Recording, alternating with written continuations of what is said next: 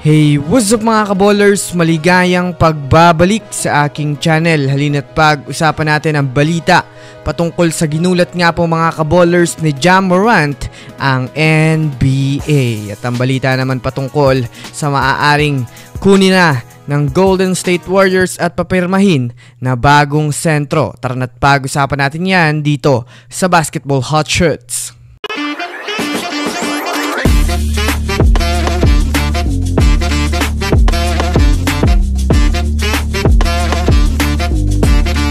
Una nga muna tayong dumako mga kaballers sa balita patungkol sa ginulat nga po mga kaballers ni Ja Morant, ang NBA.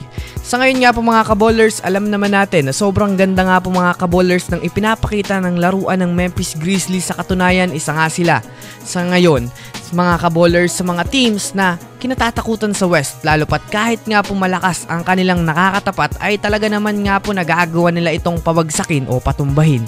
Ngunit beside nga po mga kaballers sa magandang ipinapakita ng team ng Memphis Grizzlies, may nagawa nga po mga kaballers si Ja Morant na highlights na talaga namang minangha niya nga po mga kaballers ang mga fans at mga NBA commentators matapos i-posterize nga po muli ng harap-harapan ang isa sa mga most viewed player ngayon sa NBA na si Victor Wembanyama. Kaya nga hindi nga po mga kaballers napigilan ng mga manonood na magsigawan at mahait palalo si Ja Morant.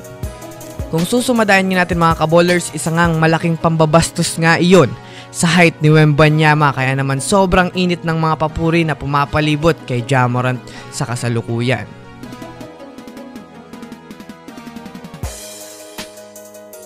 Samantala, dumako naman tayo mga kaballers sa balita patungkol sa big man na maaaring papirmahin na ng GSW.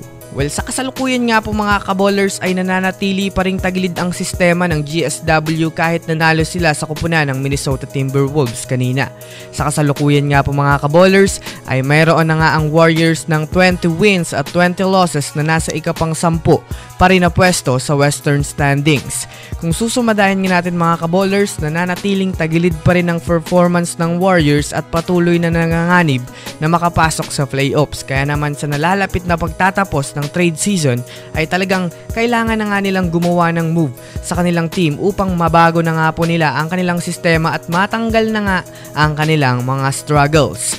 Mainit na nga ngayon mga kaballers ang balita sa pagkuha ng Warriors ng big man at si Nikola Vucevic pa rin nga ang kanilang number 1 center na balak nilang kunin ngayon.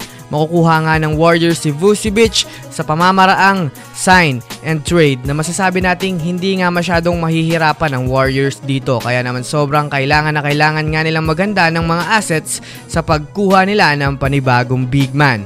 So yun lamang mga kaballers, yan lang naman ang pag-uusapan natin ngayon. Pindutin ang subscribe and hit nyo na rin ang notification bell para sa mga susunod na updates sa mundo ng basketball. Again, this is Basketball Hot Shots. Thanks for watching.